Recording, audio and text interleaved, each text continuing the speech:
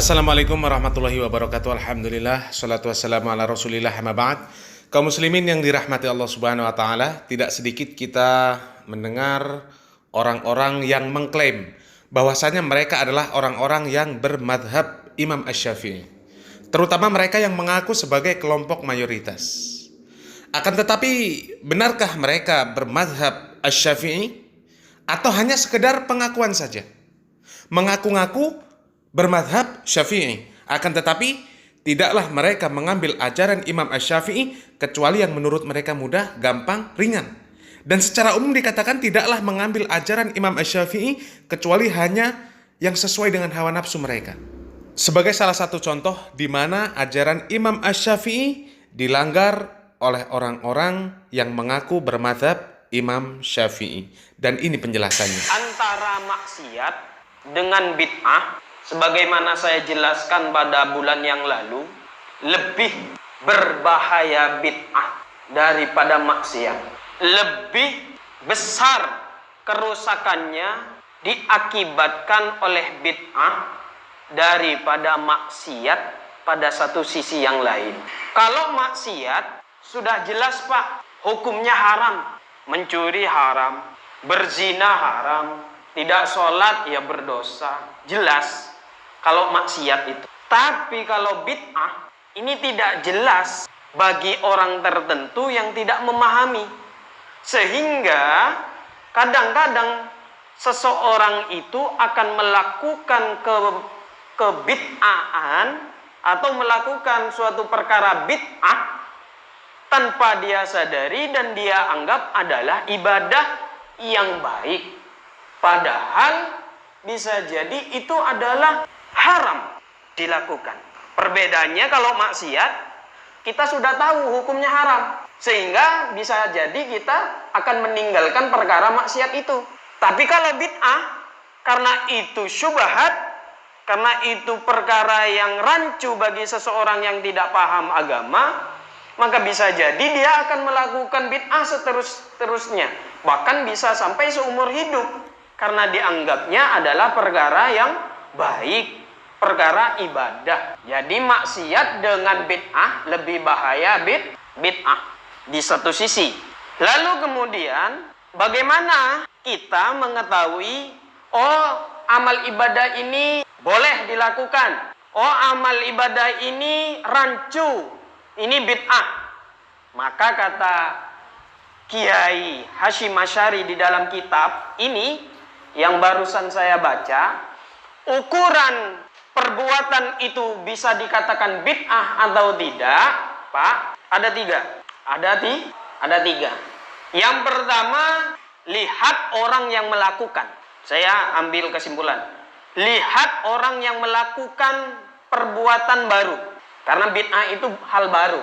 Kalau orangnya ahli ibadah dan tidak hanya ahli ibadah, dalam ilmu agamanya, jangan sekali-kali kita mudah menuduh orang ini melakukan suatu bid'ah.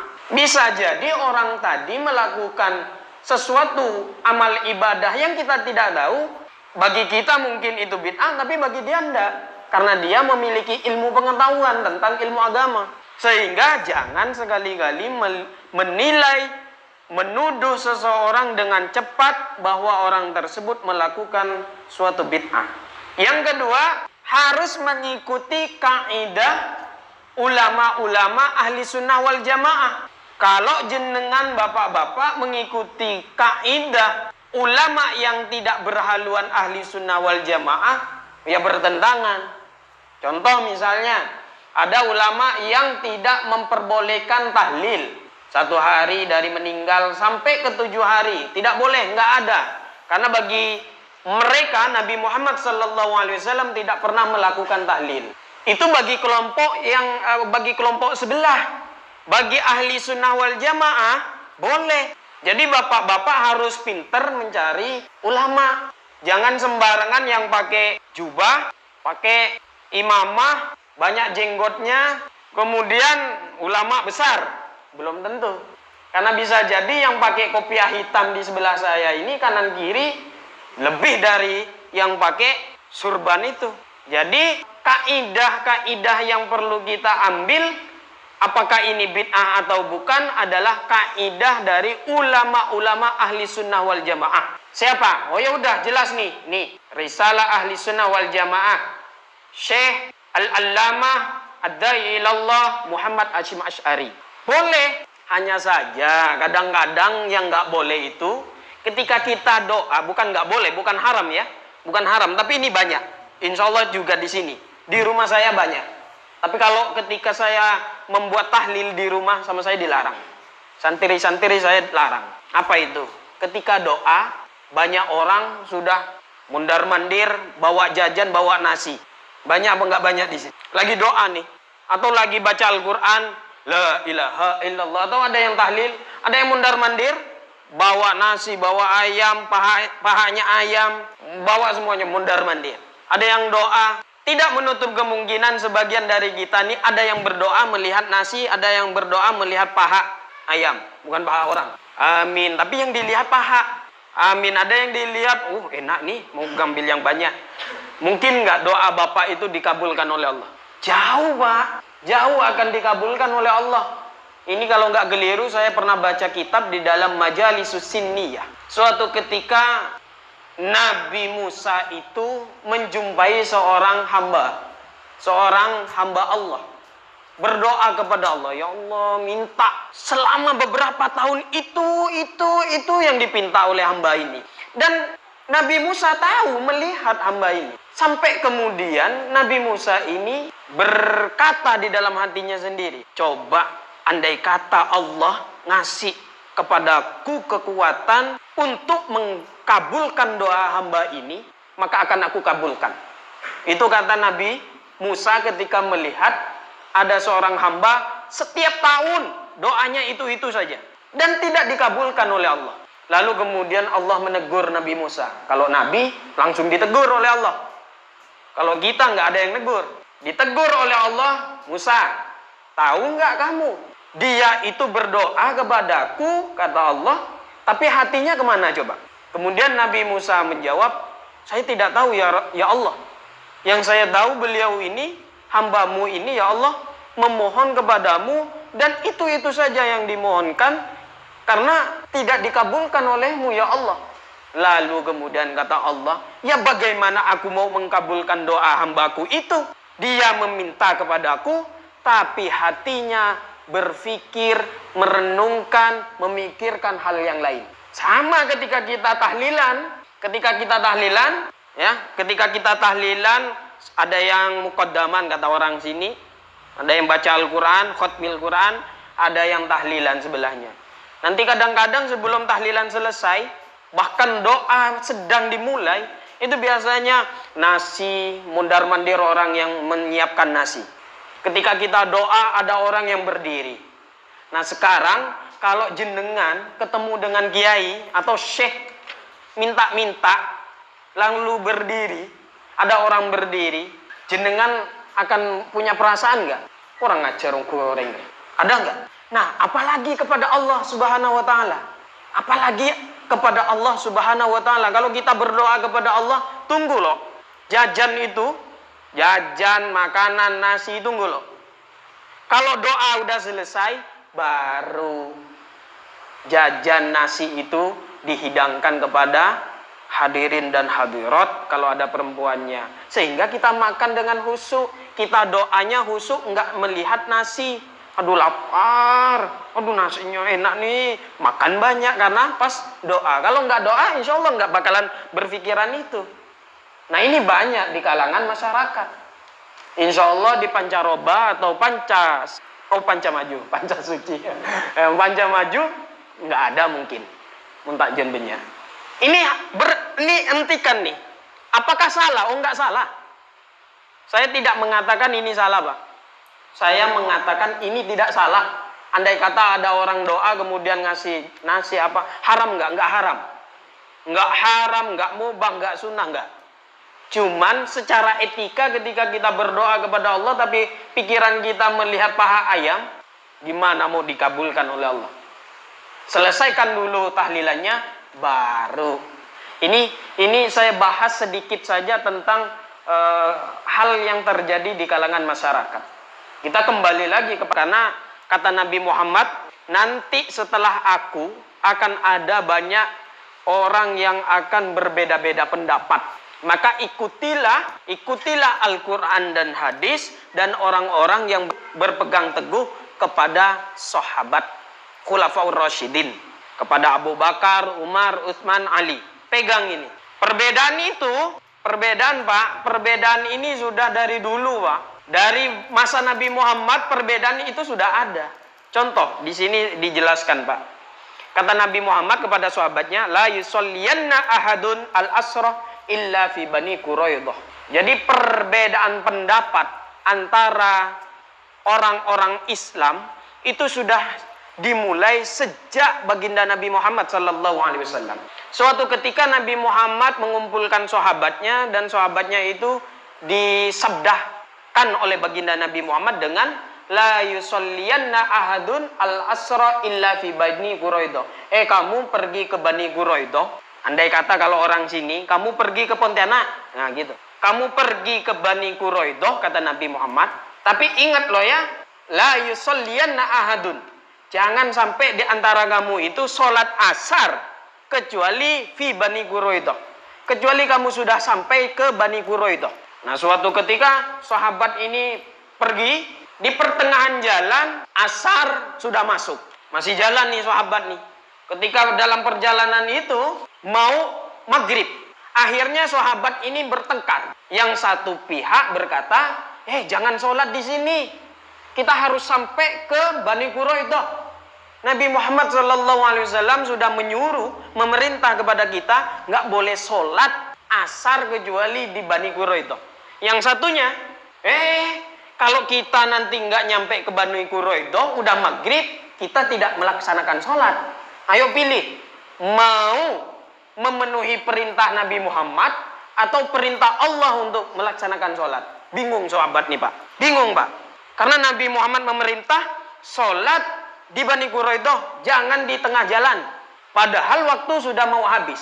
Akhirnya sebagian dari sahabat tadi ini, ada yang sholat di Bani Quraidah, cepet-cepet pergi ke Bani Quraidah, ada yang sholat di tengah jalan. Secara logika Pak, secara pikiran Pak, yang sholat di tengah jalan melanggar perintah Nabi. Karena Nabi Muhammad memerintah sholat di Bani Quraidah. Akhirnya sampailah kepada Nabi Muhammad kisah ini. Sampailah kisah ini kepada Nabi Muhammad. Apa kata Nabi? Apa di dalam kitab ini dikatakan?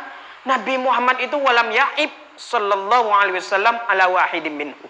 Nabi Muhammad itu tidak mencela kepada keduanya, Pak. Yang sholat di tengah jalan tidak dicela, tidak dimarahi oleh baginda Nabi Muhammad. Yang sholat cepat-cepat pergi ke Bani Quraidah karena takut waktu sholat selesai juga tidak dicela oleh Nabi Muhammad, tidak dicaci oleh Nabi Muhammad. Mohon maaf, maksud saya tidak ditegur oleh Nabi Muhammad. Nabi Muhammad malah senyum kepada keduanya. Kemudian al-mizanus salis, ukuran bid'ah dan tidaknya yang ketiga adalah mengikuti hukum-hukum syariat, hukum-hukum dasar. Jadi kalau ada orang melakukan suatu perkara kemudian dianggap bid'ah oleh kita, kita tanyakan dulu, ada dalilnya enggak? Kembali ke dalilnya enggak? Kalau kembali ke dalil, baik dalil khusus atau umum maupun dalil tafsili, maka itu tidak dikatakan bid'ah. Jadi ingat loh ya Pak, kemarin saya sudah jelaskan dan akan saya ulang lagi. Udah lama saya pernah ditanyain oleh orang, apa dalilnya tahlil boleh? Nabi Muhammad pernah tahlil enggak? Enggak Pak, Nabi Muhammad enggak pernah tahlil Pak. Apalagi 1 sampai ke 7, 40 hari haul, enggak ada Nabi Muhammad gitu Pak. Baru-baru ini kurang lebih 2 mingguan.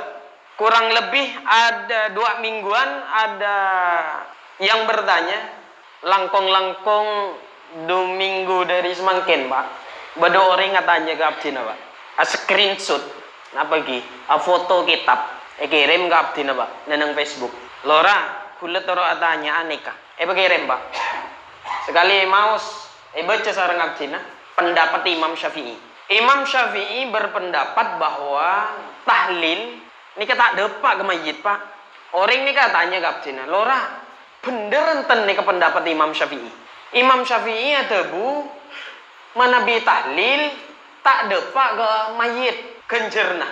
Dia abdi nih baca ben karena abdi nampun pernah mau macecukan dia abdi nih ya toraki ke seatanya. Engki leres Imam Syafi'i berpendapat pahala tahlil itu tidak sampai kepada mayit. Loh, nanya lagi.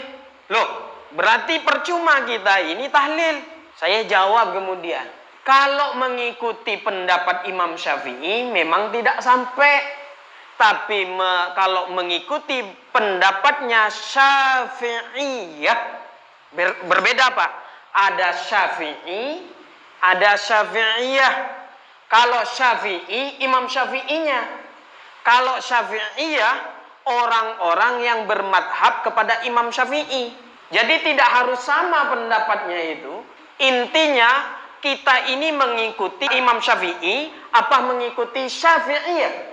Nah yang betul di dalam masalah tahlil 1 sampai 7, 40 sampai haul 1 tahun. Kita ini mengikuti Syafi'iyah, bukan mengikuti Imam Syafi'i. Di dalam kitab apa ini? Di dalam kitab boleh bapak-bapak baca di dalam kitab Faidul Khabir karya Muhammad Alawi Al-Maliki Al-Hasani. Nah, bapak harus tahu. Nanti kalau ada orang masuk ke kampung sini, bid'ah haram. Mana dalilnya? Bapak nggak tahu nanti yang kasihan itu Pak adalah tetangga-tetangga kita yang tidak paham agama. Akhirnya nanti dengan mudahnya mengatakan budaya kita yang tahlil itu hapus. Karena bid'ah. Karena hukumnya tidak pernah dilakukan oleh Nabi Muhammad. Kalau seperti ini nanti nggak ada Pak. Nggak ada lagi nanti tahlil itu. Padahal tahlil itu enak Pak. Di rumah saya kemarin ini berapa orang ya? 1, 2, 3, 4 orang meninggal. 7 hari selesai langsung mulai. Lanjut lagi. 7 hari selesai mulai lagi. Sampai 4 Pak. Jadi kalau malam nggak usah masak. Mun tahlil panjenengan kadang-kadang harus autang. Ini salah Pak. Salah Pak. Jadi mun beda orang sedek tinggal Pak, mun orang miskin Pak, orang miskin, cek sampai utang gara-gara atahlillah. Salah nih, mun sampai pas utang banyak bisa jadi haram Pak. Saya nomor 2 gelek, mun panjenengan berbaan doa, beriin nase elang kefokusan kekhususan. Ini bisa salah Pak. Saya nomor 3 masyarakat umum mah jangan kemudian menilai makanan-makanan tahlil itu. Allah tak nyaman, Allah segoni. Ada ampun Pak. Orang nggak disekan sedekah, namanya sedekah tak wajib Pak. Sedekah nih kok hukumah sunat, kemampuan sesuai kemampuan anggi mun cuman misalnya Pak beda orang sedek, pamampunya cuman aing pote. Lebih bagus daripada panjenengan utang. Mati 2 kali Pak. Keluarganya sedek, pagi memate aja mungkin sekoni. Ngasih nih Pak. Ini yang perlu kita galakkan sekarang. Yang perlu kita pahamkan kepada masyarakat bahwa tahlil itu sekedarnya asal kita doa dengan khusyuk itu lebih baik. Jadi itu salah Pak. Itu bid'ah namanya. Yang tidak ada dalilnya. Kalau Nabi Muhammad tidak pernah melakukan, tapi ada dalilnya, bisa kita ambil, tarik ke dalil dasarnya, maka bisa menjadi tidak bid'ah. Nah, yang baik, bagus adalah kita, ini ya Pak, kata Allah, وَلِيَبْلُوَكُمْ أَيُّكُمْ أَحْسَنُ amala. Baik ibadahnya, tapi tidak paham agamanya, tidak paham ilmunya, ditolak Pak.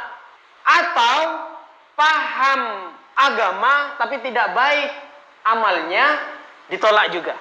Jadi yang dimaksud dengan ahsanah itu, yang diterima itu adalah ketika kita paham agama dan melakukan amalnya dengan baik, maka insya Allah baik. Sebab itu saya sampaikan tadi, tahlilnya baik, tapi kalau kita tidak tahu hukum dan ilmunya akan percuma, ditolak oleh Allah. Atau kita nih baik dalam melaksanakan tahlil, tapi kita tidak tahu ilmunya juga sama, Pak. Jadi Bapak harus tahu hukumnya, baik amalnya, insya Allah akan diterima oleh Allah. Sekian dan terima kasih. Allahu a'lam. Kaum muslimin yang dirahmati Allah Subhanahu wa taala, ternyata menurut Al-Imam Asy-Syafi'i, kiriman pahala bacaan Al-Qur'an itu tidak sampai kepada mayit. Hanya saja pendapat Syafi'iyah atau pengikut Syafi'i mengatakan sampai. Artinya di dalam permasalahan ini mereka menyelisihi pendapat Imam Asy-Syafi'i. Dan sebenarnya masih banyak pendapat Imam Asy-Syafi'i yang mereka selisihi. Semisal perkara jilbab, cadar, isbal, dan sebagainya. Mereka lebih memilih pendapat sampainya bacaan Al-Quran karena bagi mereka lebih mudah, lebih enak. Meskipun ahli maksiat ketika mati ditahlilkan, dikirim pahala bacaan Al-Quran. Seandainya mereka mengikuti Imam Asy-Syafi'i, mereka akan merasa berat. Tidak bisa mengharapkan kiriman pahala setelah matinya. Sehingga ketika hidup, dia tidak bisa bersantai-santai. Dia harus direpotkan untuk mencari bekal untuk setelah kematian. Allah Subhanahu wa taala mengatakan, "Ya ayyuhalladzina amanu taqullaha wal tanzur nafsum ma qaddamat lighad.